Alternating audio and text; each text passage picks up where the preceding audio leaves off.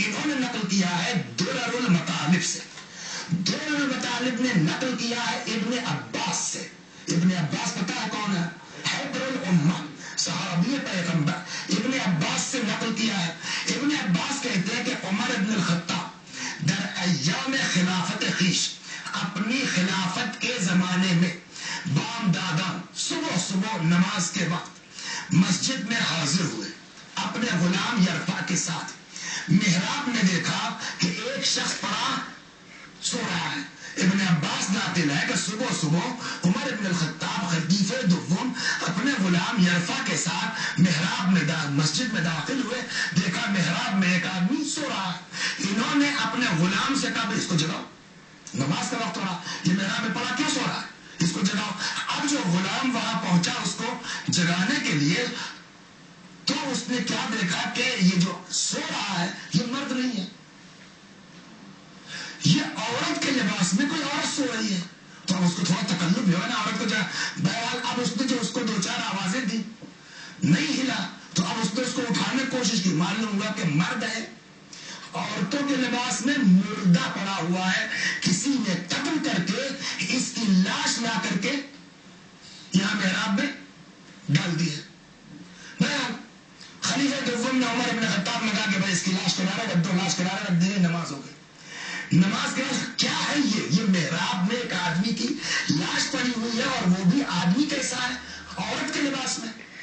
خبر ہوئی امیر المؤمنین علی ابن ابی طالب علیہ السلام تک. یہ سنیے کہ کیا غضب کی چیز ہے. مولا علی علیہ السلام کو اطلاع ہوئی اس کی. علی علیہ السلام آئے، خلیفہ دوم نے کہا یا علی کیا ہے، کیا کرے اس کا. اس لیے کہ اس طرح کے مسائل میں اکثر جب کسی سے جواب نہیں بن پڑتا تھا اور کسی کی سمجھ میں نہیں آتا تھا تو مولا علی علیہ السلام ہی آتے تھے. اور اس عنوان سے بھی اگر چلا جائے نا کہ مولا نے کیسے، چلیے ایک سوال پر ایک اور سنانے پھر اس پر آتے ہیں جلدی.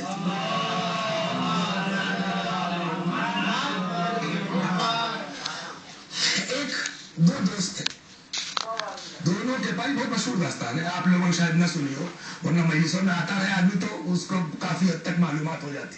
دو دوست تھے، دونوں کے پاس، ایک کے پاس 5 روٹی تھی، ایک کے پاس 3 روٹی. بیٹھ گئے کھانے کے لیے. اتنے میں تیسرا آدمی مہمان آ گیا. دونوں کہا آئیے بھائی بسم اللہ. بیٹھ گئے. اب 8 روٹیاں ہیں اور آدمی کتنے، 3 آدمی ہیں. کھانا کھا لیا تینوں نے مل کر کے. جب جانے لگے تو جو تیسرا مہمان آیا تھا اس نے 8 درہم ان دونوں کو دے دیا. چلے گئے بانٹیے اس کو. اب یہ 8 درہم دونوں میں کیسے تقسیم ہوگا. تو جس کی 5 روٹی تھی اس نے خود ہی فیصلہ کر لیا کہ میں دیکھو میری 5 روٹی تھی، میں 5 درہم رکھ لیتا ہوں، تمہاری 3 روٹی تھی، تم 3 رکھ لو. 3 کا نہیں صاحب یہ کیسے ہوگا، اس نے تو محبت میں دیا، دونوں کو برابر بٹنا چاہیے، اس سے کیا ہوتا ہے 4 آپ لیے 4 ہم لے. جب اس کو کھلی نہیں سر پہنچا معاملہ حکومت تک، وہاں بھی فیصلہ ہے ٹھیک ہے تو 5 اس کی ہے، 3 تمہاری، تم 3 لے لو، تم 5 لے لو. اس نے کہا نہیں صاحب ہم علی سے فیصلہ کروائیں گے. آ گیا مولا کے پاس.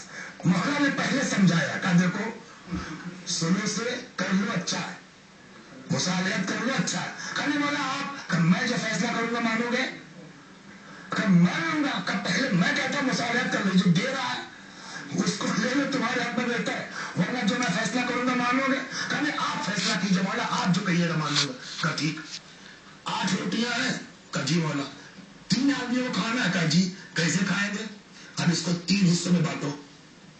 تو 8 کو جب 3 ٹکڑا کیا جائے گا تو کتنا ہوا، 24. ٹھیک. اب جب 24 ہو جائے گا تو 3 آدمیوں کا برابر ہو جائے گا. 8 ٹکڑے تینوں نے کھا لیے. لیکن جس کی 5 روٹیاں اس کے کتنے ٹکڑے بنے، 15. جس کی 3 روٹیاں اس کے کتنے ٹکڑے بنے، 9. تو جس کے 9 ٹکڑے اس کو اکیلا 8 ٹکڑے تو کھا گیا خود وہ، اس کا کتنا بچا، 1 ٹکڑا. اور جس کی 5 روٹیاں تھے 15 ٹکڑے بچے، اس نے 8 کھائے، اس کے وجہ سے کتنا بچا، 7. تو اس کا مطلب مہمان جو آیا، مہمان نے اس کے 7 ٹکڑے کھائے، تمہارا 1 ٹکڑا کھایا ہے. 8 درہم اس نے دیا ہے، 7 اس کا ہوا، 1 تمہارا ہوا. اسی لیے کہہ رہے تھے کہ سنو سے مان لو تو اچھی بات ہے. سلوہ اگر محمد یہ علم کس کے پاس ہے، کون اتنی آسانی سے بالکل اس طرح کے فیصلے میں جانے کتنے ہیں. बचपने में हम लोग जो पढ़ते आए थे, ये दुनिया की किताब में ये भी है, 2 औरतें, कौन करेगा फैसला? 2 औरतें, बच्चा एक।